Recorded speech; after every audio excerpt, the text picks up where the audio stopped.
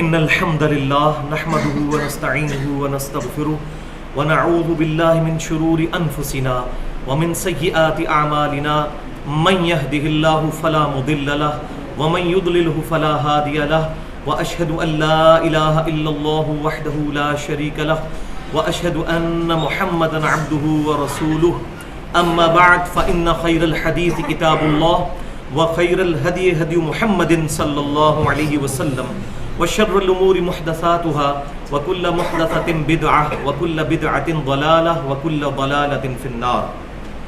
أعوذ بالله السميع العليم من الشيطان الرجيم من همزه ونفخه ونفثه. بسم الله الرحمن الرحيم. رب اشرح لي صدري ويسر لي أمري واحلل عقدة من لساني يفقهوا قولي. بسم الله الرحمن الرحيم. إن الله وملائكته يصلون على النبي يا أيها الذين آمنوا صلوا عليه وسلموا تسليما. اللهم صل على محمد وعلى آل محمد كما صليت على إبراهيم وعلى آل إبراهيم إنك حميد مجيد. اللهم بارك على محمد وعلى آل محمد كما باركت على إبراهيم وعلى آل إبراهيم إنك حميد مجيد. آج انشاءاللہ تعالی سورۃ النساء کی آیت نمبر 140 سے درس شروع کریں گے. اس آیت کے اندر اللہ تبارک و تعالی نے ایک گزشتہ حکم جو کہ سورۃ الانعام کی آیت نمبر 68 کے اندر 68 نمبر آیت کے اندر نازل ہو چکا تھا اس کی طرف اشارہ فرمایا ہے.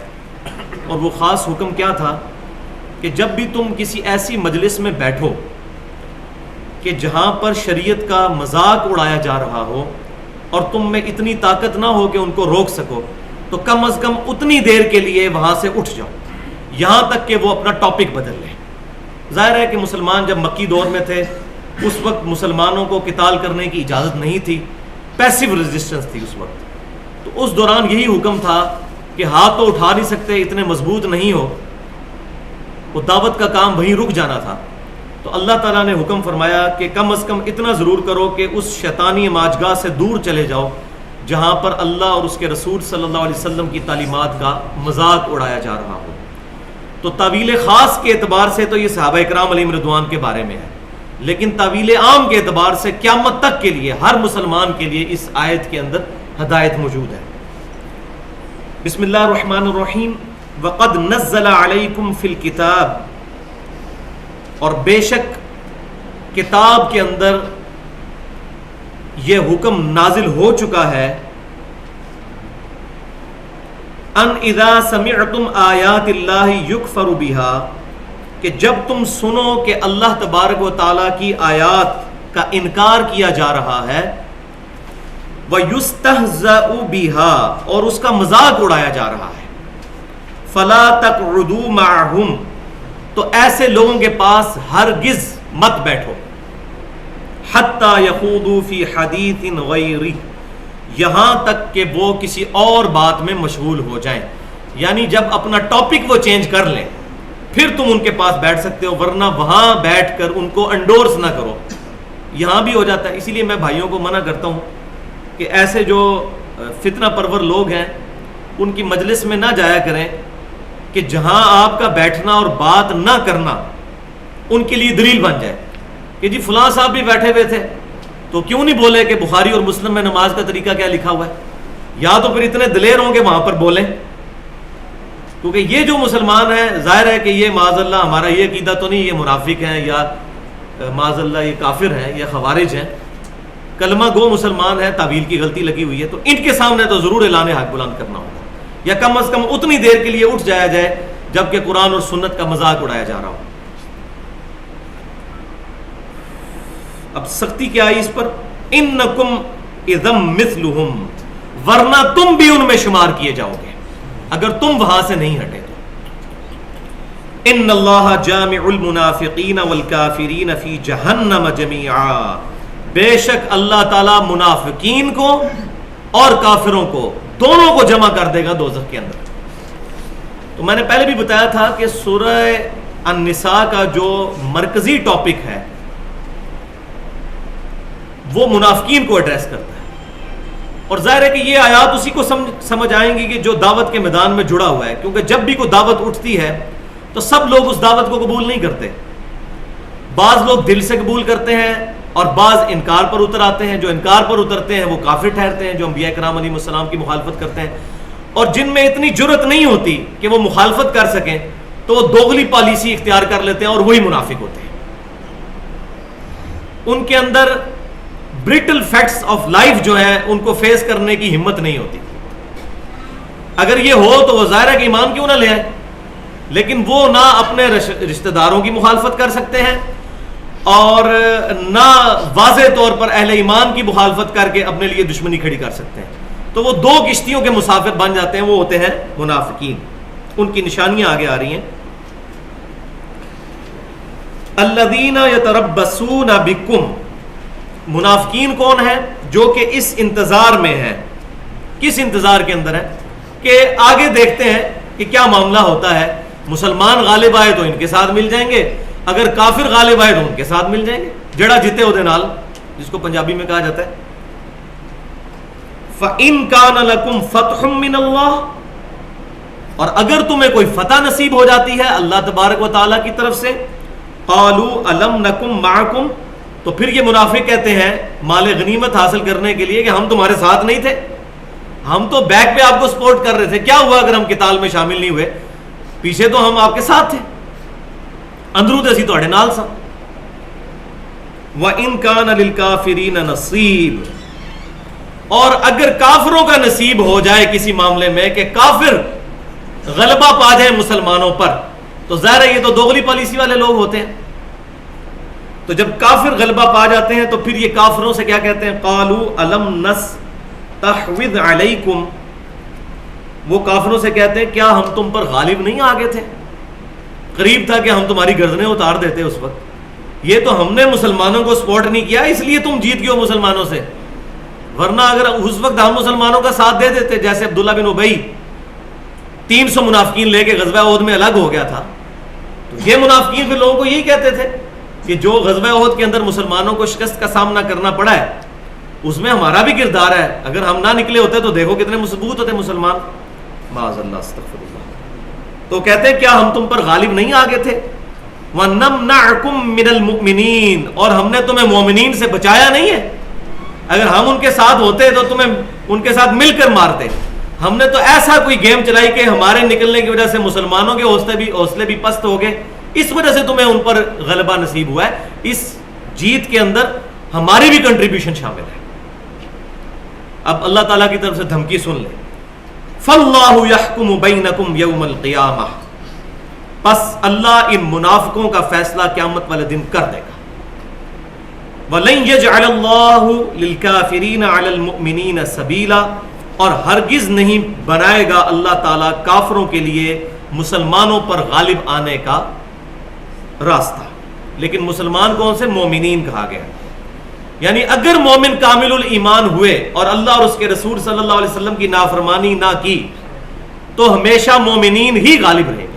غزوہ احد کے اندر بھی ہم 6 رکوع تقریباً پڑھ چکے ہیں سورہ آل عمران کے اندر کہ ایک چھوٹی سی نافرمانی نبی صلی اللہ علیہ وسلم کی ہوگی تھی اور اللہ تعالیٰ نے اس پر پھر عتاب فرمایا اور فرمایا تم نے نبی صلی اللہ علیہ وسلم کی مخالفت کی اور اس کا خمیازہ کیا بھگتنا پڑا. خود نبی صلی اللہ علیہ وسلم کے بھی 4 دندان مبارک شہید ہو گئے، صحیح بخاری اور مسلم کے اندر ہے.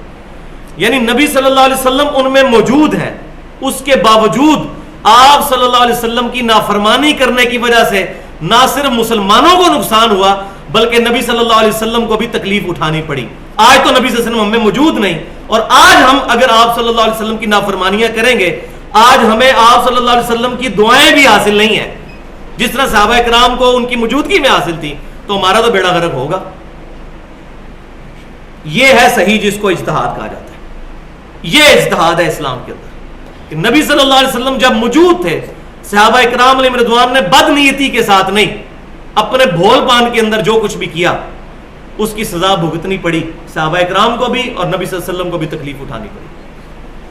اور آج اگر ہم آپ صلی اللہ علیہ وسلم کی سنتوں کا مذاق اڑائیں گے، آپ صلی اللہ علیہ وسلم کی تعلیمات کا مذاق اڑائیں گے، تو آج تو ہمیں وہ دعائیں بھی حاصل نہیں ہیں جو صحابہ کرام کو آپ صلی اللہ علیہ وسلم کی موجودگی میں حاصل تھیں، جس کا قرآن میں ذکر ہے کہ اے نبی صلی اللہ علیہ وسلم مومنین کے لیے دعا فرمائیے، آپ کی دعا ان کے دلوں کا چین ہے. تو آپ صلی اللہ علیہ وسلم کی دعائیں ان کو حاصل تھیں، اس کے باوجود نافرمانی کا وبال آیا. منافقت کو بھی سمجھ لیجئے. نفق عربی زبان کے اندر کہتے ہیں سرنگ کو، ٹنل کو. آپ میں سے جن لوگوں کو اتفاق ہوا ہے مکہ شریف جانے کا، وہاں کافی ٹنلز انہوں نے نکالی ہوئی ہیں پہاڑوں کے اندر سے، تو اس کے بعد لکھا ہوتا ہے نفق، سرنگ، ایسا راستہ جس کے دو منہ ہوتے ہیں، اس طرف بھی پہاڑ کے اس طرف بھی، اس کو عربی میں کہتے ہیں نفق. تو منافق بھی اس لیے منافق کہلاتا ہے کہ اس کے بھی دو رخ ہوتے ہیں. جب مسلمانوں سے ملتا ہے تو ان کو کہتے ہیں ہم تو آپ کے ساتھ ہیں، اور جب کافروں کے ساتھ ملتا ہے تو کہتے ہیں ہم آپ کے ساتھ ہیں، جس کا ڈیٹیل ذکر ہم سورہ البقرہ کے شروع کے رکوع میں پڑھ چکے ہیں. تو یہ دوغلی پالیسی رکھتا ہے. کیوں؟ اس کا ایمان کنوکشن والا نہیں ہوتا، اندر سے ایمان نہیں ہوتا. اندر سے ایمان ہوگا تو بندہ جان دینے کے لیے تیار ہوگا. کنوکشن والا ایمان نہ ہو تو کون شخص، کسی کا دماغ خراب ہے جا کر میدان جنگ کے اندر اپنی جان اپنے رب کے حوالے کر دے؟ ایسا ہو ہی نہیں سکتا. تو منافق جو ہے وہ مسلمانوں کا بھی مقابلہ نہیں کر سکتا اور وہاں سے کافروں کا بھی مقابلہ نہیں کر سکتا. تو جب جاتا ہے منافقوں کے پاس، کافروں کے پاس، تو ان کا ساتھ دیتا ہے. مسلمانوں کے پاس بیٹھتا ہے تو کہتے ہیں ہم آپ کے ساتھ ہیں. تو یہ منافقین بہت زیادہ تعداد کے اندر نبی صلی اللہ علیہ وسلم کے صحابہ میں موجود تھے، لیکن قانوناً طور پر وہ صحابی ہی تھے. ہم نہیں فیصلہ کر سکتے. نبی صلی اللہ علیہ وسلم کو بھی ان کے نام بتائے گئے، وہ بھی آپ کی وفات سے کچھ عرصہ پہلے غزوہ تبوک کے بعد، اور وہ بھی آپ نے صرف سیدنا حذیفہ بن یمان کو بتائے ہیں. باقی صحابہ کرام کو نہیں پتا تھا ہم میں سے کون منافق ہے اور کون مومن ہے. اس طرح چھپے ہوئے تھے، سوائے ان کامل الایمان مومنین کے جنہوں نے ہر قتال کے اندر بڑھ چڑھ کر حصہ لے کر اپنا ایمان ہونا ثابت کر دیا. اب جو فتح مکہ کے موقع پر مسلمان ہوئے ہیں انہوں نے تو کوئی قربانی ہی نہیں دی. واللہ عالم ڈر کے اسلام قبول کیا یا دل سے قبول کیا، لیکن قانوناً وہ مسلمان ہی ہیں. ہاں البتہ یہ ضرور ہے کہ قیامت والے دن پھر پتہ چل جائے گا. وہ صحیح بخاری اور مسلم کی متفق علیہ حدیث ہے کہ میرے حوض کوثر پر میرے صحابہ لائے جائیں گے اور میں کہوں گا اصحابی اصحابی اصحابی، یہ میرے صحابہ ہیں، مجھے ان کو حوض کوثر سے مشروب پلانے دو. تو نبی صلی اللہ علیہ وسلم فرماتے ہیں کہ میرے اور ان کے درمیان دیوار کھڑی کر دی جائے گی. صحابہ ہم کس شمار کے اندر ہیں؟ اور مجھے کہا جائے گا اللہ کی طرف سے کہ اے نبی صلی اللہ علیہ وسلم، آپ کو نہیں پتا آپ کی وفات کے بعد یہ لوگ دین سے الٹے قدم پھر گئے تھے اور انہوں نے دین میں بدعتیں جاری کر دی تھیں. تو آپ صلی اللہ علیہ وسلم اس وقت فرمائیں گے سحقن سحقن لمن غیر بعدی، سحقن سحقن لمن بدل بعدی. ان پر پھٹکار ہو، ان کو مجھ سے دور کر دو جنہوں نے میری وفات کے بعد میرے دین کو بدل دیا. یہ صحابہ کرام کے بارے میں. لیکن وہ صحابہ جو اوپر سے صحابہ تھے اندر سے منافق، ہمیں نہیں پتا وہ کون ہے. تو بھائیو ہمیں ڈر جانا چاہیے. یہ جب حدیث سنائی جاتی ہے اہل بدعت کے لیے، اس کے تعویل خاص کے اعتبار سے تو یہ ان لوگوں کے بارے میں ہے کہ جو اس وقت ڈر کے مسلمان ہو گئے، لیکن بعد میں انہوں نے جو چند چڑھائے وہ آپ کو پتہ ہی ہے کس طریقے سے مسلمانوں کے ساتھ ظلم کیا ان لوگوں نے. تو یہ اللہ کو پتا ہے کہ کون مؤمن ہے اور کون منافق ہے. نبی صلی اللہ علیہ وسلم کے بارے میں صحیح بخاری مسلم میں آتا ہے کہ عبداللہ بن ابی کو بھی آپ صلی اللہ علیہ وسلم نے صحابی کہا. صحابہ کرام کو اس کی حرکتوں سے پتہ چل گیا تھا. انہوں نے کہا یا رسول اللہ صلی اللہ علیہ وسلم آپ اجازت دیں ہم اس گستاخ کی گردن اتار دیں. آپ صلی اللہ علیہ وسلم نے فرمایا کہ اس کو قتل مت کرو، لوگ کہیں گے اپنے صحابہ کو قتل کرواتا ہے. یہ الفاظ ہے، صحیح بخاری اور مسلم کی متفق علیہ حدیث ہے. ایک صحابی جو کاتب وحی تھے مرتد ہو گئے، عیسائی ہو گئے، زمین میں دفناتے تھے، زمین باہر پھینک دیتی تھی. حضور کے معجزات کے اندر امام بخاری اس کو لے کے ہیں صلی اللہ علیہ وسلم. تو لوگ کہتے تھے کہ نبی صلی اللہ علیہ وسلم کے صحابہ ان کو باہر نکال دیتے ہیں، پھر انہوں نے اوپن مجمع میں دفنایا، پھر زمین میں باہر پھینک دیا اور اس کی لاش پہ باہر ہی رہی. حجۃ الوداع کے موقع پر جس بندے نے نبی صلی اللہ علیہ وسلم کی اونٹنی کی مہار پکڑی ہوئی تھی وہ آپ کی وفات کے بعد مرتد ہو گیا تھا.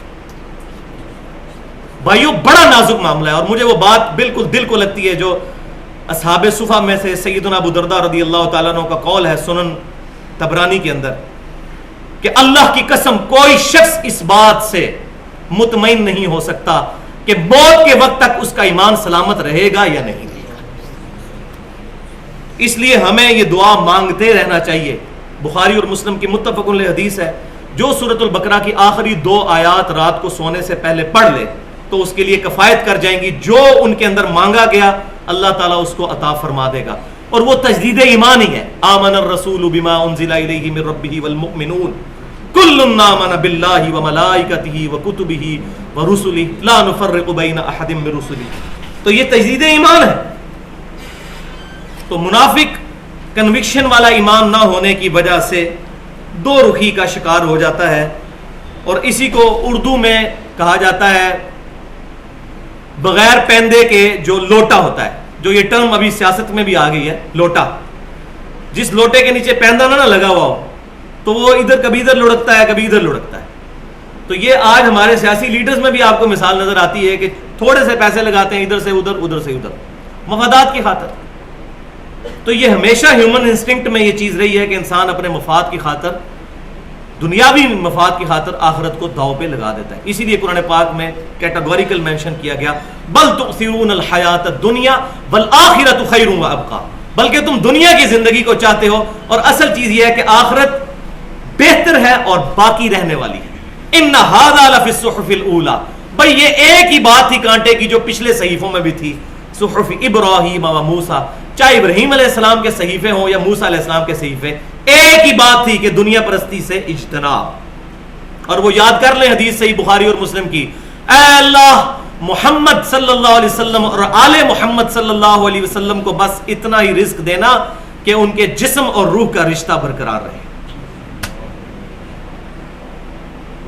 یہ کیا چیز ہے بھائیو؟ آج ہم پر ذرا سی تکلیف آ جائے تو اللہ تعالیٰ سے گلہ اور شکوہ شروع کر دیتے ہیں. تو اللہ تبارک و تعالیٰ ہمیں منافقت سے محفوظ فرمائے. اچھا، اب منافقت کا ذکر چونکہ چل نکلا ہے، میں کچھ ضروری چیزیں یہاں پر بیان کروں گا. اگلا رکوع بھی پورا منافقین کے بارے میں ہے، پھر آپ کو چیزیں سمجھنے میں انشاءاللہ تعالیٰ آسانی ہو جائے گی. یاد رکھیں کہ کیٹیگری وائز منافق کی 2 قسمیں ہیں.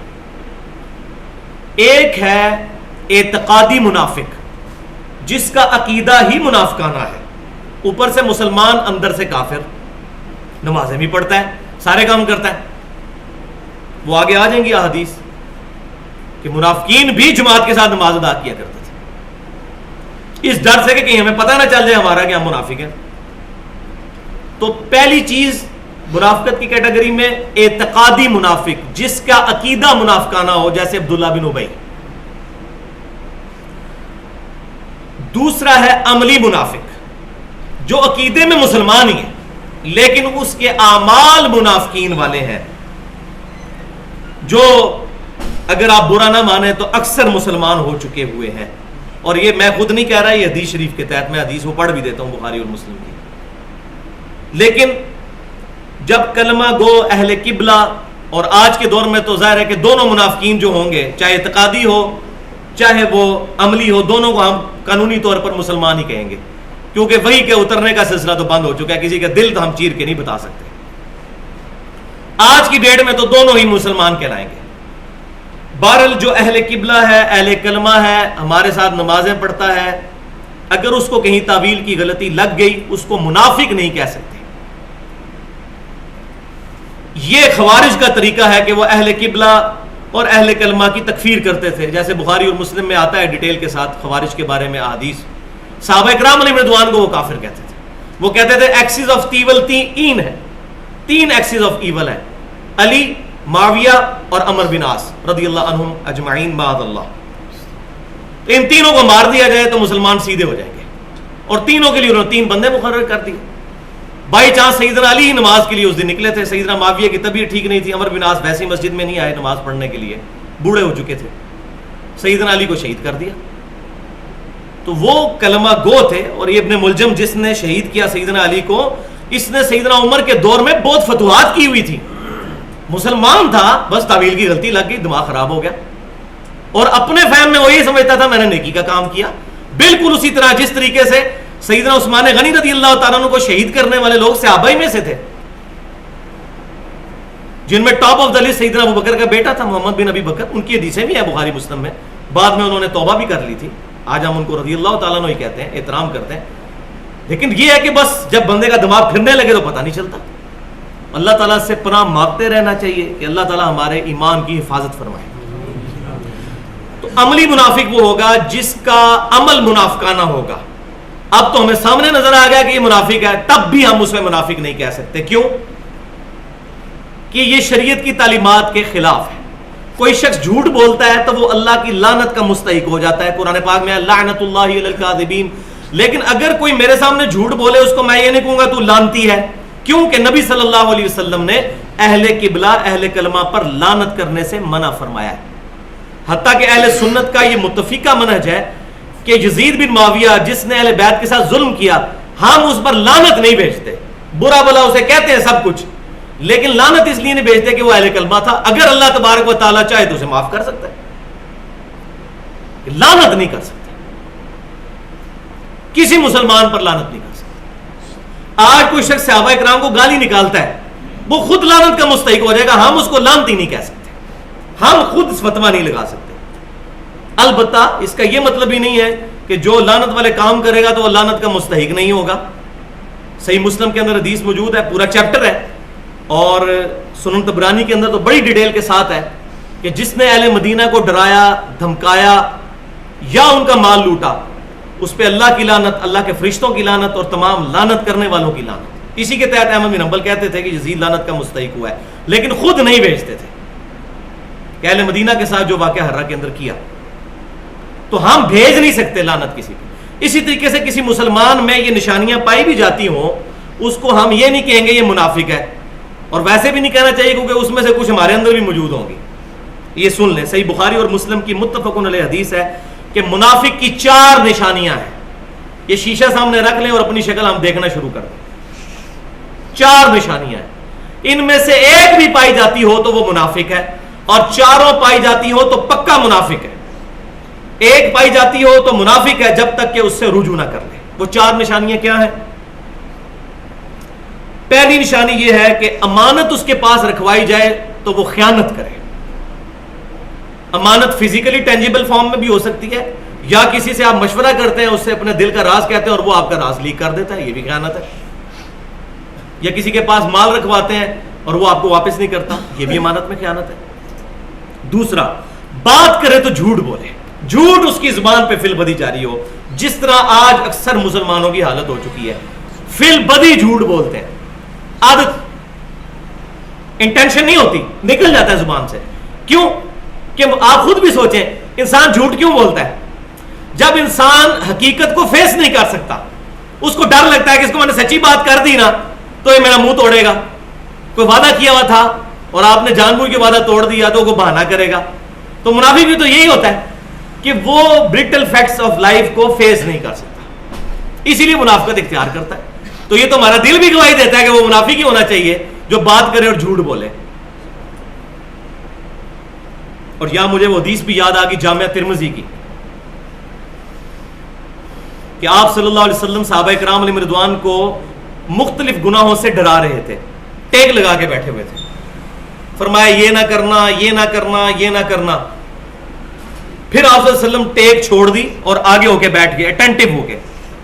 پھر آپ صلی اللہ علیہ وسلم کہنے لگے, دیکھنا جھوٹ نہ بولنا, جھوٹ نہ بولنا, جھوٹ نہ بولنا, جھوٹ نہ بولنا. اور یہ کہتے رہے صحابہ کرام کہتے ہیں ہم اتنا ڈر گئے کہ ہم کہنے لگے کاش آپ صلی اللہ علیہ وسلم خاموش ہو جائیں. یہی وجہ ہے کہ صحابہ کرام علیہم رضوان سے بڑی بڑی غلطیاں ہوئیں, لیکن ایک غلطی کسی صحابی نے نہیں کی کہ نبی صلی اللہ علیہ وسلم پر جھوٹی حدیث نہیں بیان کی. جھوٹ کے معاملے میں وہ صاف ہے. بخاری مسلم میں ملتا ہے, زنا بھی ہوا, شراب بھی پی, جھوٹ نہیں نبی صلی اللہ علیہ وسلم پر بولا. اور یہ حدیث متواتر ہے, بخاری اور مسلم کی متفق علیہ حدیث ہے. جس نے میرے پر جھوٹی بات منسوب کی, جھوٹی حدیث میری طرف منسوب کی, وہ اپنا مقام دوزخ میں دیکھ لے. مسلم کی پہلی حدیث ہی یہی ہے سیدنا علی رضی اللہ تعالیٰ عنہ سے. صحیح مسلم کی پہلی حدیث ہی یہی ہے. اس لیے صحابہ کرام علیہم رضوان نے اس معاملے میں بہت احتیاط کی. تو بات کرے تو جھوٹ بولے, یہ دوسری نشانی. تیسری, جب وعدہ کرے تو اس کو توڑ دے. وعدہ یہ نہیں ہوتا بھائیوں کہ میں وعدہ کرتا ہوں کہ میں کل آؤں گا. اکثر کسی کہتے ہیں نا بھائی کل آنا ہے, وہ کہتا ہے نہیں میں آواں گا لیکن وعدہ نہیں کرتا. یہ وعدے کا لفظ بولنا ضروری نہیں ہوتا. صرف آپ نے کسی سے کمٹمنٹ کر دی کہ میں آؤں گا, یہ وعدہ ہی شمار ہوگا. وعدے کا لفظ نہیں بولنا ہوتا. ہاں قسم ہو تو اس میں ہوتا ہے کہ میں قسم کھاتا ہوں, اس میں لفظ بولنا ہوتا ہے. ویسے آپ نے کسی سے کمٹمنٹ کی تو وہ وعدہ ہی شمار ہوگا. اگر کوئی مجبوری ہو جائے تو معذرت کر سکتے ہیں, یہ نہیں ہے کہ وہ کوئی بالکل ہی ضروری ہو گیا اس کو نبھانا. لیکن اگر کوئی جینون وجہ نہیں ہے اور کوئی شخص وعدہ خلافی کرتا ہے تو وہ ایک منافقانہ عمل کر گزرا. اور چوتھی نشانی کہ جب جھگڑا ہو تو گالی گلوچ پر اتر آئے. اور یہ تو میرا خیال ہے شاید ہی کوئی مسلمان اس معاملے میں بچا ہوا ہو. جھگڑا ہو تو گالی گلوچ پر اتر آئے, یہ منافق کی نشانی ہے. اللہ تبارک و تعالی ہمیں ان منافقین والی نشانیوں سے محفوظ فرمائے. تو ظاہر ہے کہ یہ دعائیں کرنے سے تو کچھ نہیں ہونا جب تک ہم خود فیصلہ نہیں کریں گے کہ یہ کام کرنا ہے. لوگ کہتے ہیں دعا کرو جی, بس نیت تے کیتی ہے داڑھی دی انشاءاللہ دعا کرو رکھ لیں گے. اندر سے نیت کوئی نہیں ہوتی, اس کو بھی پتا ہوتا ہے. جو کام کرنا ہوتا ہے نا بندے نے, وہ اندر سے آواز اٹھتی ہے, پھر اس کے سامنے کوئی چیز نہیں ٹھہرتی. کیونکہ اللہ تبارک و تعالیٰ نے اگر ہمیں شریعت کا مکلف کیا ہے تو اختیار بھی دے دیا ہے. یہ نہیں دعا کرو میں نماز پڑھوں. جس کو پتہ ہے میں نے نماز پڑھنی ہے بھائی اس کو دعا کرنے کی ضرورت نہیں ہے, وہ پڑھے گا. یہ دعا کروانی چاہیے کہ اللہ تعالیٰ ہمیں نمازوں میں استقامت اور خوش و خضوع دے. یہ تو فیصلہ کرنا ہی کرنا ہے. کبھی کسی نے کہا جی دعا کرو بس میں چلے میں گھر جا کے روٹی کھا لوں, کوئی نہیں, وہ پتہ ہوتا ہے. یا کسی کو سخت پیشاب آیا ہو تو کہ جی دعا کریں ذرا بس میں پیشاب کر رہا ہوں جا کے, وہ کرنا ہوتا ہے. جو کام کرنا ہوتا ہے نا ول کے ساتھ, تو وہ اس میں پھر انشاءاللہ بھی نہیں ہوتا. انشاءاللہ ٹالا, میں یہ کہتا ہوں انشاءاللہ تالا نہیں کہہ رہے ہوتے, انشاءاللہ ٹالا کہہ دیتے ہیں. جب ٹالنا ہوتا ہے کہتے ہیں انشاءاللہ, نیت نہیں ہوتی بیچ میں, اور اللہ تعالیٰ کے اوپر معاذ اللہ جھوٹ باندھ دیتے ہیں. اب آ جائیں آیت نمبر 142 کے اوپر. ان المنافقین یخادعون اللہ, بے شک منافق اللہ کو دھوکہ دیتے ہیں اپنے گمان میں. وہ یہی سمجھتے ہیں کہ ہم اللہ کو دھوکہ دے رہے ہیں, لیکن اصل میں کیا ہوتا ہے, اپنے آپ کو دھوکہ دے رہے ہوتے ہیں. ایک بندہ خود اللہ تعالیٰ کی شریعت کا مذاق اڑا رہا ہے, اصل میں تو دوزخ کما رہا ہے, اللہ کا کیا نقصان کرے گا. بے شک منافق اپنے گمان میں یہ سمجھ رہے ہوتے ہیں کہ ہم اللہ کو دھوکہ دے رہے ہیں. وَهُوَ خَادِعُهُمْ, اور وہ ان کو غافل کر کے مارے گا. یہ اپروپریٹ ٹرانسلیشن ہے. دھوکے کا لفظ ہم اللہ کے لیے استعمال نہیں کرتے, وہی ان کو غافل کر کے مارے گا. یہ احمد بریلوی صاحب نے بہت پیارا لفظ استعمال کیا ہے. تو اچھی بات کسی کی بھی ہے وہ لے لینی چاہیے کہ وہ اپنے گمان میں اللہ کو دھوکہ دیے جاتے ہیں اور اللہ ان کو غافل کر کے مارے گا. اور نشانی کیا آ گئی, وَإِذَا قَامُوا إِلَى الصَّلَاةِ, اور جب یہ کھڑے ہوتے ہیں نماز کے لیے, قاموا کسالا, تو بڑے بوجھل دل کے ساتھ. نماز شوق سے نہیں پڑھتے. ذرا ادھر بھی اپنی نظر جماتے جائیں, کیا ہمارے ساتھ بھی یہ لات تو نہیں بن رہے کہ نماز اتنی لمبی. اب دیکھ رہے ہیں الحمدللہ ہمیں تو اللہ تعالیٰ نے کتاب و سنت کے منہج پہ چلا دیا. اس وقت تو ہم 17 رکھتے ہیں جتنی عشاء کی پڑھتے تھے, آج ہمارے 4 فرض اتنی دیر میں ختم ہوتے ہیں. یہ اللہ کا شکر ادا کریں کہ اللہ تعالیٰ نے ہمیں صحیح بخاری اور مسلم کے اندر جو نبی صلی اللہ علیہ وسلم کی صحیح الاحادیث سے ماخوذ نماز ہے وہ نصیب کر دی ہے. یہ والی نماز بخاری مسلم کے متفق علیہ حدیث ہے. انس بن مالک کہتے ہیں کہ نبی صلی اللہ علیہ وسلم ربنا لک الحمد کہہ کے اتنی دیر کھڑے رہتے کہ کوئی گمان کرنے والا یہ گمان کرتا شاید سجدے میں جانا بھول گئے ہیں, اور 2 سجدوں کے درمیان اتنی دیر بیٹھے رہتے کہ گمان کرنے والا گمان کرتا کہ شاید دوسرے سجدے میں جانا بھول گئے ہیں. اور دوسری حدیث صحیح بخاری اور مسلم کی متفق علیہ حدیث ہے کہ نبی صلی اللہ علیہ وسلم کا قیام اور تشہد, یہ 2 چیزیں چھوڑ کے پوری نماز ایک جیسی ہوتی تھی. یعنی جتنا رکوع ہوتا تھا اتنا ہی رکوع سے کھڑا ہونا, جتنا سجدہ ہوتا تھا اتنا ہی 2 سجدوں میں بیٹھنا, سوائے قیام کے اور تشہد کے, یہ 2 لمبے ہوتے تھے. تو الحمدللہ یہ کتاب و سنت کے منہج کی برکت ہے کہ نماز ہمیں نصیب ہوئی ہے, اس پہ اللہ کا شکر ادا کرنا چاہیے. تو نماز کے لیے کھڑے ہوتے ہیں تو بڑے بوجھل دل کے ساتھ. اور کیوں کھڑے ہو رہے ہوتے ہیں؟ یراؤن الناس, ریاکاری کر رہے ہوتے ہیں لوگوں کے لیے, کیونکہ پھر تو پتہ چل جائے گا اچھا یہ منافق ہے, یہ نماز پڑھنے نہیں آتا. یہ صحابہ کرام کے دور کی بات ہو رہی ہے, آج والی نہیں ہے کہ جہاں مسلمانوں کی اکثریت نماز ہی کوئی نہیں پڑھتی. اس وقت تو کوئی نماز نہیں پڑھتا تھا, وہ مینشن ہو جاتا تھا اچھا یہ منافق ہے اس لیے نماز نہیں پڑھی. ہو مسلمان اور نماز میں پڑھے. صحیح مسلم کتاب الایمان میں ہے کہ مسلمان کے ایمان اور کفر کے درمیان فرق کی لائن جو ہے نماز ہے. اگلی بات آپ خود سمجھیں, اس میں نے پوری ڈیٹیل کے ساتھ گفتگو پہلے کر چکا ہوں. ان الصلاۃ کانت علی المؤمنین کتابا موقوتا, اس آیت کے تحت جو لادہ سے ahlsunnatpak.com کے اوپر اپلوڈ بھی ہوا ہے.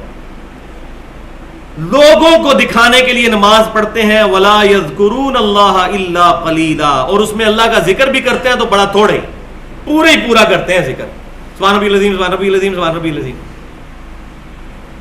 پتہ نہیں کیا پڑھ دیا. اور کئی لوگ تو وہ ایک سبحان ربی اللہ جاتے ہوئے کر رہے ہوتے ہیں اور ایک اٹھتے وقت, اور سجدے کے دوران عین ایک ہی ہوتا ہے اس وقت, ان کا اپنا دھیان نہیں ہوتا. یہ 3 کم از کم درجہ ہے, اور نبی صلی اللہ علیہ وسلم سے تو بہت زیادہ تسبیحات ثابت ہے. یہ کم از کم درجہ ہے 3, اور وہ بھی سکون سے, سبحان ربی العظیم سبحان ربی الاعلی. تو منافق کی نشانی یہ ہے کہ نماز پڑھے گا تو بوجھل دل کے ساتھ, اور اس میں ظاہر ہے بوجھل دل سے کھڑا ہے تو پھر مکانے علی کرے گا. ایک سلام پھیرے گا امام کے پیچھے, دوسرا سلام پھیرے گا جوتیوں والی جگہ پہ, اور بھاگنے کی کرے گا. اور وہ تو اس صورت میں اگر مسجد میں آ گیا, ورنہ تو مسجد سے بھی بھاگے گا. اور وہ اب سن لے کڑوی گولی جو میں نے یہاں دینی تھی. صحیح بخاری اور مسلم کی متفق علیہ حدیث ہے کہ نبی صلی اللہ علیہ وسلم نے فرمایا, بھائی میرے پہ غصہ نہیں کرنا, جس نے غصہ کرنا ہے تو اپنا ایمان خراب کر کے نبی صلی اللہ علیہ وسلم پر کرے. معاذ اللہ استغفر. بخاری اور مسلم کی متفق علیہ حدیث ہے کہ منافق پہ 2 نمازیں بہت بھاری ہیں, ایک فجر کی نماز اور ایک عشاء کی نماز. اور اگر یہ جان لیتے کہ ان نمازوں میں کتنی فضیلت ہے تو اپنے سرین پیٹھ کے بل گھسٹتے ہوئے مسجد میں آتے. اور میرا دل کرتا ہے کہ جب لوگ نماز کے لیے مسجد میں نہیں آتے تو میں اپنی جگہ کسی کو امام مقرر کروں اور ان لوگوں کے گھروں کو آگ لگا دوں جو گھروں میں ہی نماز پڑھ لیتے ہیں, اگر مجھے عورتوں اور بچوں کا خیال نہ ہو, کیونکہ ان پہ نماز کی جماعت فرض نہیں ہے.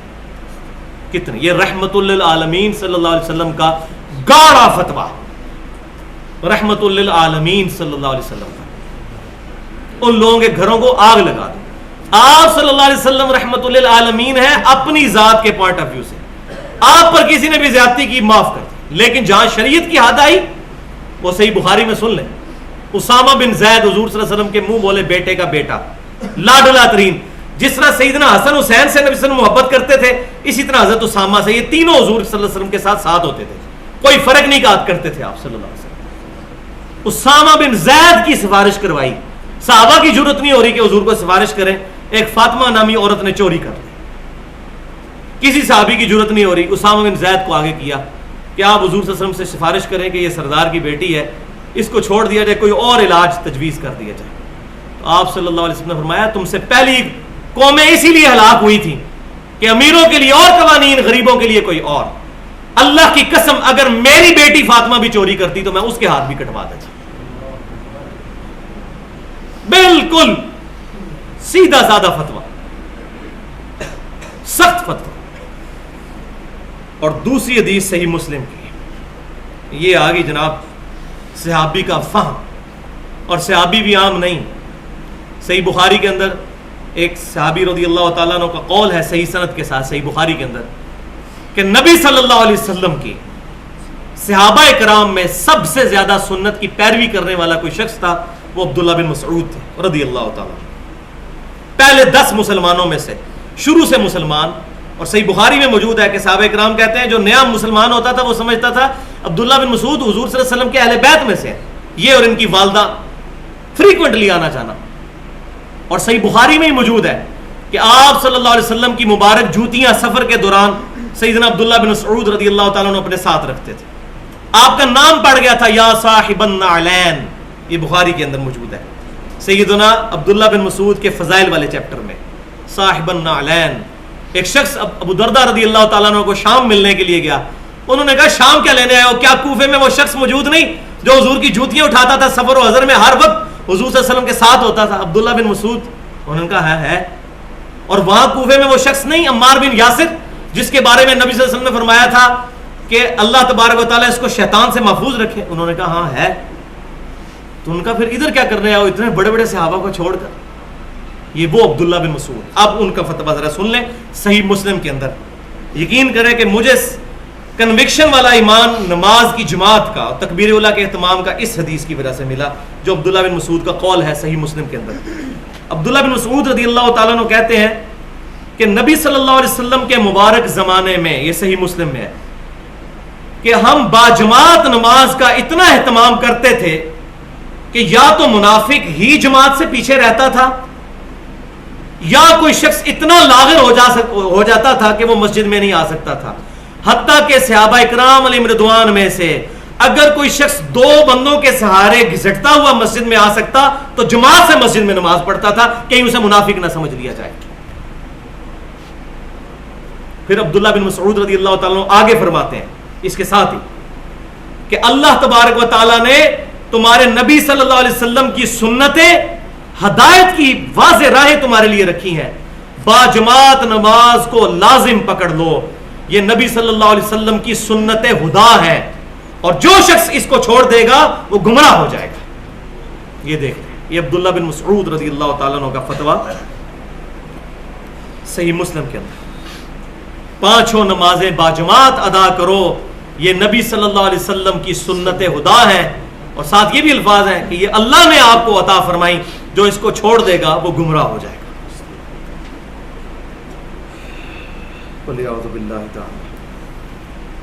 اب آ رہی ہے اگلی آیت، آیت نمبر 143. منافقین کا کلائمیکس اب آنے لگا ہے. مذبذبین بین ذالک، ڈولتے رہتے ہیں. متذبذب، یہ اردو میں بھی لفظ بولا جاتا ہے، کبھی ادھر کبھی ادھر، جس کو انگلش میں کہا جاتا ہے آسیلیشن. لا الہ ہؤلاء ولا الہ ہؤلاء، نہ پورے کے پورے ادھر نہ پورے کے پورے ادھر، 2 کشتیوں کے مسافر منافقین بیچ میں آسیلیٹ کرتے رہتے ہیں. وَمَن يُضْلِلِ اللَّهُ فَلَن تَجِدَ لَهُ سَبِيلًا، اور جسے اللہ ہی گمراہ کر دے، یعنی اللہ نے خود نہیں گمراہ کیا، مراد جس کے کرتوتوں کی وجہ سے اللہ اس کو گمراہ کر دے، اس کو پھر کوئی بھی ہدایت نہیں دے سکتا. تو یہ اپروپریٹ ٹرانسلیشن بنے گی مذبذبین کی آسیلیشن. اور اس کو صحیح سمجھنا ہونا تو آپ سمجھیں اس کا الٹ لفظ جو ہے وہ ہے حنیفہ. امام حنیفہ رحمۃ اللہ علیہ والا حنیفہ نہیں، حضرت ابراہیم علیہ السلام والا حنیفہ. بل ملت ابراہیم حنیفہ وما کان من المشرکین، بلکہ پیروی کرو ابراہیم علیہ السلام کے دین کی جو حنیفہ تھے، الف کے ساتھ، سب سے ٹوٹ کر ایک اللہ کا ہو جانے والا. یکسو، اس کی صحیح ٹرانسلیشن یکسو، حنیفہ یکسو، اور مذبذبین جو یکسو نہ ہو، کبھی ادھر کبھی ادھر، کبھی ادھر کبھی ادھر. بالکل واضح چیزیں آ جاتی ہیں سامنے، پھر بھی انسان کے اندر اتنی طاقت نہیں ہوتی کہ انسان معاشرے کو فیس کرے اور بغاوت کر دے معاشرے کے خلاف. اب کتنے لوگ ہیں بھائی جن کو واضح پتا ہے کہ بخاری مسلم میں نماز کا طریقہ کیا لکھا ہوا ہے، ایک ہی طریقہ نبی صلی اللہ علیہ وسلم سے صحیح سند سے ثابت ہے، لیکن کوئی اپنے ماں باپ کے ڈر کی وجہ سے، کوئی رشتہ داروں کے ڈر کی وجہ سے، کوئی بیوی کے ڈر کی وجہ سے نہیں پڑھتا. تو وہ اب اس کا ضمیر اس کو ملامت کر رہا ہے بیچ میں، تو وہ کبھی ادھر کبھی ادھر، کبھی ادھر کبھی ادھر. تو اب آپ سوچ لیں، جو لوگ کہتے ہیں کاش اسی حضور دے زمانے چاہتے صلی اللہ علیہ وسلم تیرے ہوتے ہوئے جنم لیا ہوتا. یہ نعت بھی پڑھ رہے ہوتے ہیں. پہلے اپنے آپ کو اتنا قابل کرو کہ ان کے ہوتے ہوئے جنم لیا ہوتا. ہو سکتا ہے منافق ہی ہوتا، مومن نہ ہی ہوتا. صحیح بات ہے. جو آج نبی صلی اللہ علیہ وسلم کو کاپی نہیں کر سک رہا، اس وقت تو بڑا کنوکشن والا ایمان چاہیے تھا بھائی. وہاں تو کلمہ پڑھنے کا مطلب موت تھی، یہاں کلمہ پڑھتے ہیں آپ اونچی آواز سے پڑھیں گے، لوگ آپ کو ہار بھی بنائیں گے کہ جی اور اونچا پڑھیں، کوئی مسئلہ نہیں ہے. تو یہ کہنا بڑا آسان ہے تیرے ہوتے ہوئے جنم لیا ہوتا. تو صحابہ کرام علیہم رضوان واقعی انہوں نے ایمان سے ثابت کیا کہ وہ قابل تھے اس زمانے کے لیے. اسی لیے بخاری اور مسلم کی متفق علیہ حدیث ہے، سب سے بہتر میرا زمانہ، پھر میرے صحابہ کا، پھر ان کا جو ان کو دیکھے، پھر ان کا جو ان کو دیکھے. اس کے بعد امانت میں خیانت کرنے والے لوگ پیدا ہوں گے، جھوٹ بولنے والے، جھوٹی گواہیاں دینے والے لوگ پیدا ہوں گے پہلے 300 سال گزرنے کے بعد. صحابہ، تابعین، تبع تابعین، 3 قرن، 3 زمانے. تو یہ منافق کبھی ادھر کبھی ادھر درمیان میں آسیلیٹ کرتا رہتا ہے. اور ظاہر ہے جب اس طرح کرے گا تو اللہ تعالیٰ نے فتویٰ دے دیا ہے کہ پھر یہ اللہ اس کو تھوڑی دیر تو اللہ دیکھے گا، لیکن جب پھر اللہ تعالیٰ کو جلال آیا پھر پکی موڑ لگ جائے گی. اب نہیں. تبت یدا ابی لہب وتب نازل ہونے کے 10 سال بعد تک بھی ابو لہب زندہ رہا ہے. قرآن کو جھوٹا ثابت کر سکتا تھا نا. قرآن میں آ گیا کہ اس کے ہاتھ ٹوٹ گئے اور اب یہ پکا دوست کی ہے، تو کہہ دیتا ہے محمد تمہارا قرآن غلط ہو گیا، دیکھو میں کلمہ پڑھ لیتا ہوں. 10 سال زندہ رہا آخر نہیں. جب بندہ ہٹ درمی پہ اترا ہے پھر اللہ کی طرف سے مہر لگ جاتی پکی. جیسے غلام القادیانی دجال کے اوپر, اس کو نہیں پتا تھا حدیثوں کا, لیکن جب بندہ ہٹ درمی پہ اترتا ہے تو پکی مہر لگ جاتی ہے. صم بکم عمی فہم لا یرجعون, اس چیز کو تو کہا گیا ہے, اس دن سے ڈرنا چاہیے. والعیاذ باللہ تعالی. یا ایھا الذین آمنوا لا تتخذوا الکافرین اولیاء من دون اللہ, اے ایمان والو من دون المؤمنین, مومنین کو چھوڑ کر کافروں کو اپنا دوست مت بناؤ. مومنین کے ساتھ دوستیاں گانٹو.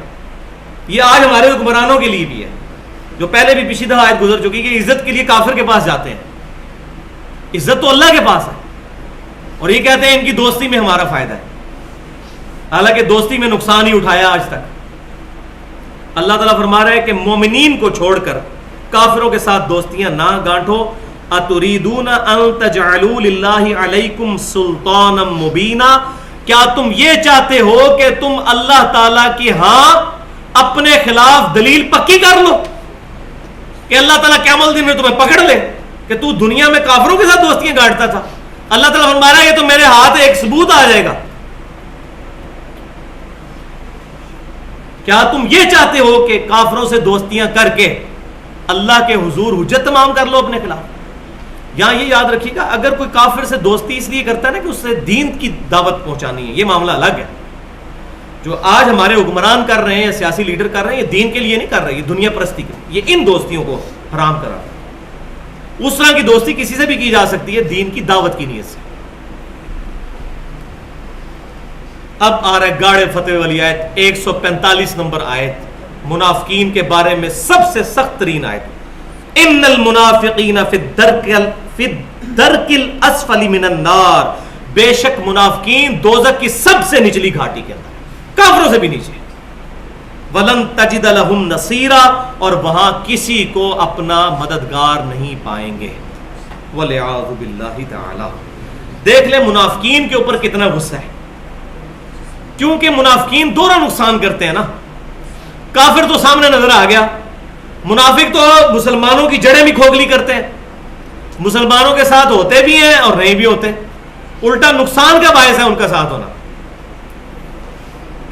الا الذین تابوا, قربان جائیں اللہ کی رحمت پہ.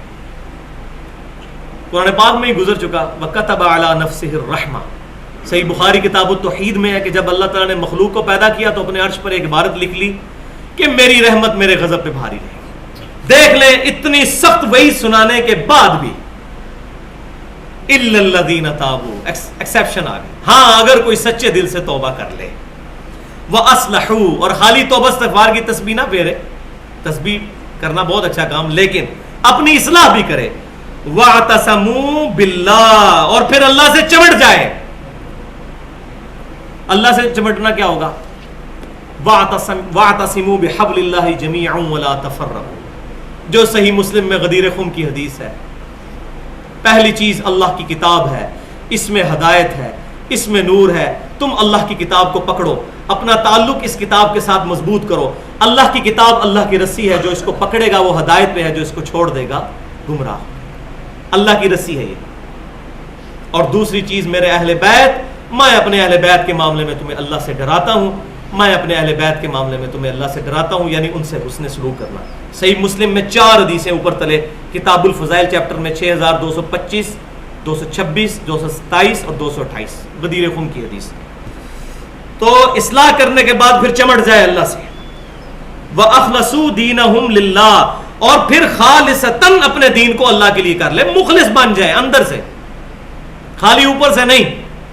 غلامی رسول میں موت بھی قبول ہے, داڑھی قبول نہیں, نماز تکبیر اللہ سے قبول نہیں, نہیں, دل سے ایمان ہو. قُلْ إِنَّ صَلَاتِي وَنُسُكِي وَمَحْيَايَ وَمَمَاتِي لِلَّهِ رَبِّ الْعَالَمِينَ. اے نبی صلی اللہ علیہ وسلم آپ فرما دیجئے, بے شک میری نماز, میری قربانی, میرا جینا, میرا مرنا سب کچھ اللہ کے لیے ہے, جو 2 جہاں کا, سارے جہانوں کا پالنے والا ہے. خالص کر لے اپنے دین کو اپنے رب کے لیے. فَأُولَئِكَ مَعَ الْمُؤْمِنِينَ, تو پھر ایسے لوگ ہوں گے جو مومنین میں شمار کر لیے جائیں گے. ہم تو مائل با کرم ہے, کوئی سائل ہی نہیں. راہ دکھلائیں کسے؟ راہ روے منزل ہی نہیں. یہ وہ بات. اللہ تعالیٰ کی رحمت تو ہر وقت تیار ہے اپنے گنہگار بندوں کو اپنے دامن میں لینے کے لیے. وَسَوْفَ يُؤْتِ اللَّهُ الْمُؤْمِنِينَ أَجْرًا عَظِيمًا, اور ان قریب ہی, بس تھوڑی سی بات ہے, وَسَوْفَ, کوئی دور کی بات نہیں. 60 سال کی زندگی بھائیوں کتنی ہے؟ 20 سال تو سونے میں کٹ گئے, 8 گھنٹے تو ایوریج سوتے ہی ہیں, 20 سال سونے میں گزر گئے, اور 20 سال جو ہے وہ روزگار کمانے میں گزر گئے, پیچھے رہ گئے 20 سال, اس میں سے کتنا وقت اللہ کو دینا ہے. ان قریب مومنین کو اللہ تعالیٰ وَسَوْفَ يُؤْتِ اللَّهُ الْمُؤْمِنِينَ أَجْرًا عَظِيمًا, بہت عظیم اجر دینے والا ہے. اس اجر کی طرف نظر رکھو تاکہ تم اللہ تبارک و تعالیٰ کی اطاعت کرو اور اس کے محبوب صلی اللہ علیہ وسلم کی اتباع کرو تو دل سے کر سکو. جب انسان کو اپنی منزل نظر آ رہی ہو تو انسان کے لیے بڑا آسان ہو جاتا ہے مشکلات کو جھیلنا. اب بڑا درد دل والا جملہ آ رہا ہے اور 5واں پارہ ہمارا یہاں پہ مکمل بھی ہو رہا ہے. ما یفعل اللہ بعذابکم, اے انسانوں اللہ تمہیں عذاب دے کے کیا لے گا. کیا زبردست جملہ ہے. اللہ کو کیا پڑی ہے تمہیں عذاب دے؟ معاذ اللہ, استغفر اللہ. اللہ تبارک و تعالیٰ کی مثال کیا ان یونان کے جھوٹے گاڈز والی ہے کہ وہ انسانوں کی قربانیاں چاہتے ہیں کہ ان کے سامنے وہ ان کے بتوں کے سامنے جا کے انسانوں کو قربان کرتے تھے, وہ فنیٹک قسم کا ہے؟ معاذ اللہ, استغفر اللہ. نہیں, اس کو کیا پڑی ہے تمہیں عذاب دے. جس طرح آج کل بعض لوگ سمجھتے ہیں کہ شریعت اللہ تعالیٰ نے انسان پہ اسی لیے نافذ کر دی تاکہ لوگ نافرمانی کر کے دوزخ میں پہنچے, کوئی اللہ کو خوشی ملتی ہے انسان کو دوزخ میں ڈالنے سے. معاذ اللہ, استغفر اللہ, ایسا نہیں. اللہ کیا کرے گا تمہیں عذاب دے کر اگر 2 خوبیاں تمہارے اندر موجود ہیں. ان شکرتم, اگر تم شکر گزار بندے ہو, وآمنتم, اور ایمان بھی لے کے آئے ہوئے ہو. ایمان تو پہلی شرط ہے, یعنی شکر گزار بندہ ایسا جس کا ایمان بھی ہو. وہ 3 مین ایمان جو ہے اس کے کلیئر ہونے چاہیے: عقیدہ توحید, عقیدہ رسالت اور اسی میں ختم نبوت, اور عقیدہ آخرت. باقی ساری چیزیں فرشتوں کا ایمان, کتابوں میں ایمان, اسی کے اندر شامل ہے. ایمان والا ہو تو اس کا شکر بھی وہ ساتھ ادا کرے. وَكَانَ اللَّهُ شَاكِرًا عَلِيمًا, تو اللہ تعالیٰ بڑا ہی قدر شناس ہے. قدر فرما, اللہ بھی شاکر ہے, قدر کرنے والا ہے اور علم والا ہے. یہاں شکر کی تعریف بھی سن لیجئے بھائی. شکر صرف یہ نہیں ہے کہ ہم الحمدللہ پڑھتے ہیں, الحمدللہ یہ بھی شکر ہے, لیکن یہ زبان کا شکر ہے. یہ اسی طریقے سے ہے کہ آپ سمجھیں کہ ایک بندہ ڈرائیونگ سیٹ پہ بیٹھا ہوا ہے اور پاکستان میں ڈرائیونگ کر رہا ہے جہاں پر لیفٹ سائڈ پہ چلایا جاتا ہے, اور وہ زبان سے بولتا رہتا ہے کیپ لیفٹ, اور خود رائٹ پہ جا رہا ہے اس کا اسٹیئرنگ. تو آپ مجھے بتائیں خالی زبان سے بولنا ہے کہ کیپ لیفٹ, اس کو فائدہ دے گا جب تک کہ پریکٹیکلی وہ نہیں جائے گا لیفٹ کے اوپر, ادروائز تو ٹھوک دے گا سامنے سے آنے والی ٹریفک کو. تو زبانی کلامی نہیں. شکر کی اپروپریٹ ٹرانسلیشن یہ ہے اور اس کی ڈیفینیشن یہ ہے: اللہ تبارک و تعالی کی دی ہوئی نعمتوں سے اللہ کی نافرمانی نہ کی جائے. یہ ہے پرفیکٹ ڈیفینیشن. اللہ نے آنکھ دی تو بس آنکھ اب اللہ تعالیٰ کی فرما برداری میں ہی اٹھے, نافرمانی میں نہ اٹھے. اللہ نے زبان دی تو زبان کا شکر یہ ہے کہ زبان اللہ کی نافرمانی میں نہ چلے, فرما برداری میں چلے. اللہ نے ہاتھ دیے تو ہاتھ اللہ کی نافرمانی میں نہ چلے, اللہ کی فرما برداری میں, اور اسی طریقے سے آپ اینڈ سو آن کرتے چلے جائیں. یہ ہے اپروپریٹ ٹرانسلیشن. اور یہ ہمارا دل بھی گواہی دیتا ہے کہ میں اللہ تعالیٰ کو, یا اللہ تیرا بڑا شکر ہے تو نے مسلمان پیدا کیا, یا اللہ تیرا بڑا شکر ہے نبی صلی اللہ علیہ وسلم کا مبارک دامن میرے ہاتھوں میں آیا, یا اللہ تیرا بڑا شکر ہے لیکن میں نماز نہیں پڑھ سکتا, بڑا مشکل کام ہے. یا اللہ تیرا بڑا شکر نبی صلی اللہ علیہ وسلم کا دامن کرم ہاتھ میں آیا, آپ صلی اللہ علیہ وسلم ہمارے پیغمبر ہیں لیکن ہم داڑھی نہیں رکھ سکتے, مشکل ہے یہ کام. تو یہ اپنے دل سے پوچھیں کہ اس طرح کی باتیں کر رہے ہوں گے جب ہم اپنے دل کے ساتھ, تو کیا ہمارا دل بھی گواہی دے گا کہ ہم اللہ کا شکر کر رہے ہیں؟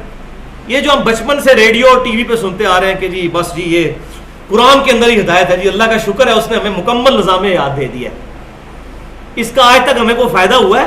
یہ شکر جو ہم پچھلے 63-64 سال سے ادا کر رہے ہیں ٹی وی کے اوپر, ریڈیو کے اوپر, ممبروں کے اوپر کہ یہ اللہ تیرا شکر یہ مکمل نظام یاد مل گیا ہمیں, کوئی فائدہ ہوا ہے؟ نہیں. کیونکہ زبانی شکر ہو رہا ہے, اس قرآن میں عمل تو کوئی نہیں ہو رہا. قرآن تو بین کیا ہوا مولویوں نے, قرآن نہ پڑھنا ڈائریکٹ گمراہ ہو جاؤ گے. قرآن کا پڑھو گے تو پھر آپ یہ تو نہیں کہو گے، آپ تو پہلے سوچو گے یار یہ اتنے بڑے بڑے بزرگوں کی تقلید بیچ میں کہاں آ گئی، قرآن تو کہہ رہا ہے اطیعوا اللہ واطیعوا الرسول یا اولی الامر منکم جو حکمران ہے، لیکن اس کے ساتھ بھی ایبسولوٹ نہیں، فَإِن تَنَازَعْتُمْ فِي شَيْءٍ فَرُدُّوهُ إِلَى اللَّهِ وَالرَّسُولِ، تو دماغ تو خراب ہوگا، حدیث ڈائریکٹ نہ پڑھو گمراہ ہو جاؤ گے، ظاہر ہے بخاری مسلم پڑھے گا پھر نماز تو اس طریقے پہ نہیں پڑھے گا جس طرح انڈیا پاکستان میں اکثریت پڑھ رہی ہے۔ تو پریکٹیکل شکر یہ ہے کہ علم حاصل کر کے پھر دین کو پریکٹس کیا جائے۔ چھٹے پارے کی پہلی آیت، لا يحب اللہ الجہر بالسوء، 10 منٹ رہ گئے۔ اللہ تبارک و تعالی برائی کے ساتھ آواز بلند کرنے کو پسند نہیں کرتا، من القول، کسی کی کوئی بات، کہ کوئی شخص کسی کے بارے میں بری بات کہے بلند آواز کے ساتھ، علی الاعلان کسی کی برائی بیان کرے، یہ اللہ تعالیٰ کو ہرگز پسند نہیں، لیکن ایک ایکسیپشن کے ساتھ، الا من ظلم، ہاں مگر جس پر ظلم ہوا ہو، اگر وہ چیخ کے کہتا ہے نا میرے ساتھ زیادتی ہو گئی، تو اللہ تبارک و تعالیٰ اس کو ایکسیپٹ کر لیتا ہے۔ مثال کے طور پر اس کی 2 صورتیں ہو سکتی ہیں، ایک جب کسی مظلوم کو عدالت میں بلایا جاتا ہے اور وہ قاضی کے سامنے اعلان کہتا ہے کہ اس بندے نے میرے ساتھ ظلم کیا ہے، اس نے میرا مال ہتھیایا ہے، اس نے میرا گھر لوٹا ہے، اس نے میری عزت پہ ہاتھ ڈالا ہے، تو اب یہ وہ برائی سے اس کا ذکر کر رہا ہے، لیکن اللہ تعالیٰ ہمارا جس پہ ظلم ہوا ہے اس کو اجازت ہے وہ کرے۔ دوسری صورت یہ ہو سکتی ہے کہ وہ لوگوں کو بتاتا پھرے تاکہ لوگ اس کے شر سے بچ جائیں، لہذا حکمرانوں کی برائی بیان کرنا یہ کوئی غیبت نہیں ہے۔ اسی طریقے سے امام مسلم رحمۃ اللہ علیہ صحیح مسلم کے مقدمے میں لے کے آئے کہ راویوں کی برائی بیان کرنا یہ غیبت نہیں، ایمان کا حصہ ہے، ورنہ تو جھوٹی حدیثیں آگے چل پڑیں گی۔ ان کی غیبت کرنا واجب ہے، ایک طرف غیبت کرنا حرام، ادھر غیبت کرنا واجب، ان کی برائی بیان کرنا واجب۔ تو اللہ تعالیٰ فرما رہا ہے اللہ تعالیٰ بری بات کے چرچے کو علی الاعلان پسند نہیں کرتا، مگر جس پر ظلم ہوا اس کو اجازت ہے۔ وَكَانَ اللَّهُ سَمِيعًا عَلِيمًا، اور اللہ تبارک و تعالیٰ سننے والا اور جاننے والا ہے۔ اگلی آیت بھی ساتھ ہی پڑھ لیتے ہیں، ان تبدو خیرن، اگر تم کوئی ظاہری نیکی کرو گے، او تخفوہ، یا پوشیدہ رکھو گے، کسی مسلمان کی غلطی کے اوپر پردہ ڈال دیتے ہو اور نہیں اس کا اظہار کرتے، اس کو دل میں معاف کر دیتے ہو، ایسی غلطی ہے کہ جو معاف کر سکتے ہو، او تعفو، یا درگزر کرتے ہو، عن سوء، اس کی برائی سے، فإن اللہ کان عفوا قدیرا، تو بے شک اللہ تبارک و تعالیٰ بھی تو عفو درگزر کرنے والا اور قدرت والا ہے، قدرت رکھتا ہے کہ تمہیں پکڑ لے، اس کے باوجود وہ معاف کر دیتا ہے۔ تو اگر تم معاف کر دیتے ہو تو اس میں کیا حرج ہے، تم کر سکتے ہو معاف۔ تو ساتھ ہی یہ سائملٹینیس کنٹراسٹ کہ معاف کرو گے تو اللہ سے اجر پاؤ گے، لیکن یہ اس صورت میں ہے کہ اگر آپ معاف کرنے کی کیپیسٹی میں ہیں، اگر کوئی بہت بڑے لیول کا ظلم ہے تو وہ سورۃ البقرہ میں گزر چکا کہ اے ایمان والو قصاص کے اندر تمہاری زندگی ہے، قتل والا معاملہ نہ معاف کرنا، ورنہ اگر مقتول کے ورثاء ہر قاتل کو معاف کرنا شروع کر دیں گے تو قتل عام مسلمانوں کا شروع ہو جائے۔ اس معاملے میں فرمایا گیا کہ انسانیت کی زندگی ہے قصاص کے اندر، قصاص لو۔ یہاں میں 3 حدیثیں بیان کرنا ضروری سمجھتا ہوں ظلم کے حوالے سے، اسی پہ ہماری گفتگو انشاءاللہ کنکلوڈ ہوگی۔ اگلی دفعہ اہم ترین آیت آ رہی ہے 150 نمبر سورۃ النساء کی، جس میں وہ ٹاپک ایڈریس ہوا ہے جو پورے قرآن میں کہیں نہیں ہے، کہ جو اللہ اور اس کے رسولوں میں فرق کر دیتا ہے وہ پکا کافر ہے۔ پہلے تو آتا ہے جو رسولوں میں فرق کرتا ہے کہ ہم عیسیٰ علیہ السلام کو مانتے ہیں، موسیٰ علیہ السلام کو نہیں مانیں گے، یا موسیٰ علیہ السلام کو مانتے ہیں عیسیٰ علیہ السلام کو نہیں مانیں گے، یا عیسیٰ علیہ السلام کو مانیں گے نبی صلی اللہ علیہ وسلم کو نہیں مانیں گے۔ اس کے بارے میں تو گزر چکا، لا نفرق بین احد من رسولی، رسولوں میں فرق نہیں کرنا ایمان لانے میں، لیکن یہ واحد موقع ہے جہاں پر آ رہا ہے کہ اللہ اور اس کے رسول میں فرق کرتے ہیں جو لوگ، کہ اللہ کو مانیں گے رسولوں کو چھوڑ دیں۔ جس طرح آج کل فتنہ اٹھا ہے کہ یہ سارا تو مسلمان جو دنیا میں تفریق ہے رسولوں کی وجہ سے، چھوڑو رسولوں کو، دین الہی وحدت دین کا تصور آ رہا ہے۔ تو اللہ تعالیٰ ہمارا وہ پکے کافر ہے جو رسولوں کو اللہ سے جدا کر دیتے ہیں اور فرق کر دیتے ہیں کہ اللہ کی تعلیمات کوئی اور ہے رسول کی نہیں، من یطیع الرسول فقد اطاع اللہ، وہ ہم سن چکے۔ تو اس میں میں انشاءاللہ تعالیٰ کوشش کروں گا، اللہ توفیق دے، حدیث کی حجیت کے اوپر، سنت کی حجیت کے اوپر اگلی دفعہ میں کوشش کروں گا کہ بیان کروں، خصوصاً صحیح مسلم کا مقدمہ بھی اس میں کوشش کروں گا کہ اس کو ڈسکس کروں۔ یہاں ظلم کے حوالے سے 5-6 منٹ رہ گئے ہیں، وہ 3 حدیثیں بیان کر دوں۔ صحیح بخاری میں حدیث ہے، یہ ذرا آپ کان اپنے کھڑے کر لیں، پہلے آیات تو گزر چکی ہیں کہ جو لوگ یتیموں کا مال کھاتے ہیں نہ حق ظلم کرتے ہیں اپنے پیٹ میں دوزخ کی آگ بھر رہے ہیں. دنیا میں تو وہ ایکٹیو نہیں, آخرت میں جا کے ایکٹیو ہو جائے گی. آخرت میں تمام مورل لاز ایکٹیو ہو جائیں گے جو دنیا میں ڈومنٹ پوزیشن میں ہے. یا کوئی حرام کھاتا ہے اس کے پیٹ میں درد نہیں ہوتی, جھوٹ بولنے سے زبان نہیں چلتی, کیونکہ مورل لاز ایکٹیو نہیں ہے. آخرت میں آپ مورل لاز ایکٹیو ہو جائیں گے. بالکل یہ جو کہا جا رہا ہے نا کہ جو یتیموں کا مال ہڑپ کرتا ہے اپنے پیٹ میں دوزخ کی آگ بھڑکتا ہے, ڈال رہا ہے, قیامت والے دن وہ بھڑکے گی آگ. صحیح بخاری میں حدیث ہے کہ نبی صلی اللہ علیہ وسلم نے فرمایا, یہ آج ہم سن لیں اور آج سے پریکٹیکلی عمل کریں اس پہ. جس پر اپنے کسی بھائی کا لین دین والا معاملہ ہو, کسی کا حق دینا ہو, تو وہ دنیا ہی میں اس سے معاف کروا لے, ورنہ قیامت کے دن دنیا کا مال و متاع دے کر جان نہیں چھوٹے گی, بلکہ آخرت میں نیکیاں دے کر جان چھڑانی پڑے گی. اور جس کے پاس نیکیاں نہیں ہوں گی, اس نے جس پر ظلم کیا ہوگا اس مظلوم کی برائیاں اس کے نامہ اعمال میں ڈال دی جائیں گی. والعیاذ باللہ, وہاں سے کھاتا پورا کیا جائے گا.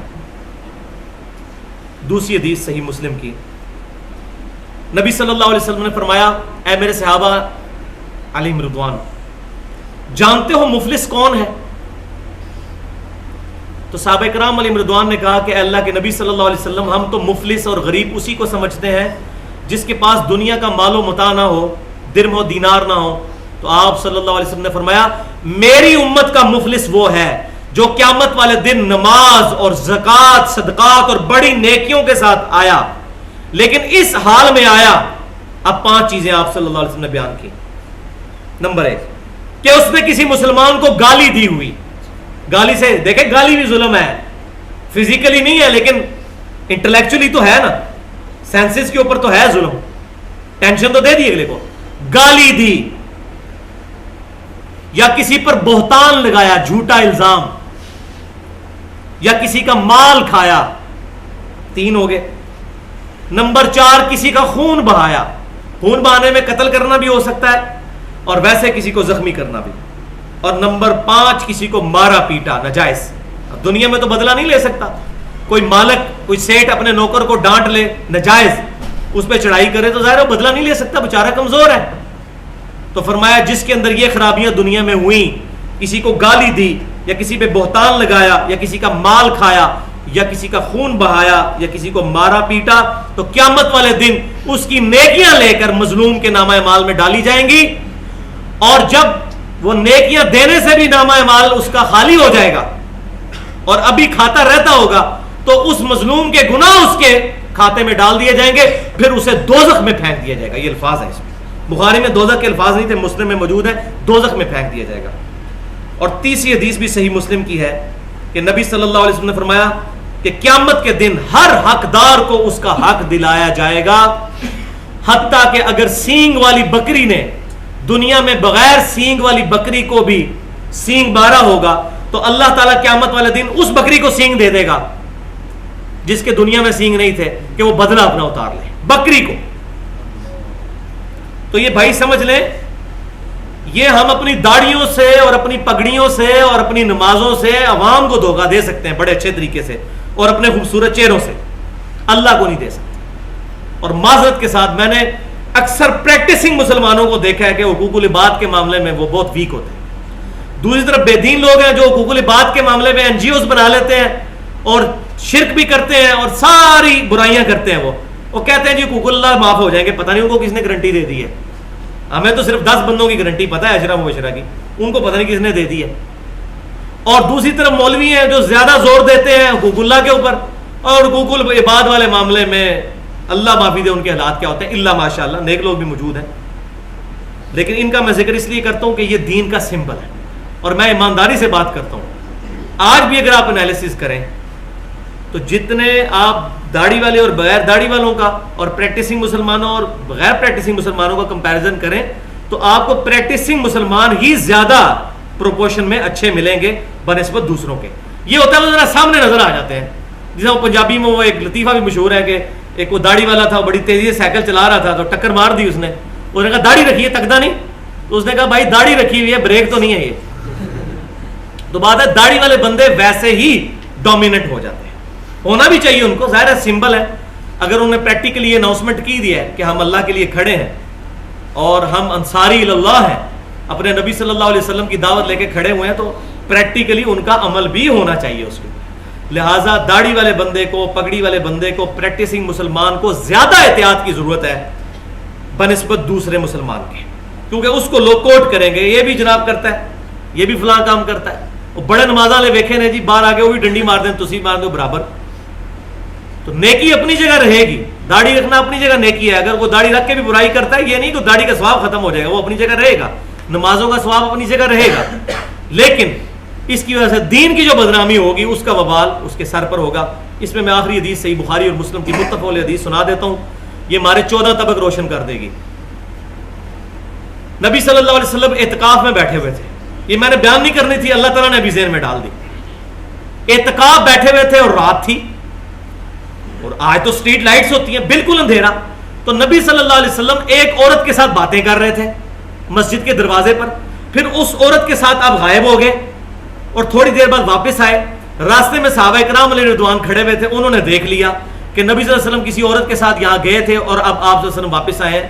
تو آپ صلی اللہ علیہ وسلم صحابہ کرام کے پاس آ کے کھڑے ہوئے اور فرمایا یہ میری بیوی صفیہ تھی، میں اسے گھر چھوڑنے گیا تھا. انہوں نے کہا یا رسول اللہ صلی اللہ علیہ وسلم ہم آپ کے بارے میں گمان کر سکتے تھے.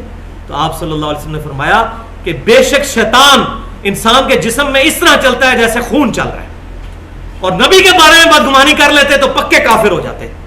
تو حضور صلی اللہ علیہ وسلم نے ان کا ایمان بھی بچایا. لہٰذا آج مولویوں کو یہ چاہیے کہ اگر وہ کوئی ایسا کام کرتے ہیں کہ جو سامنے نظر آ رہا ہے تو بتائیں کہ یہ کیوں کر رہے ہیں،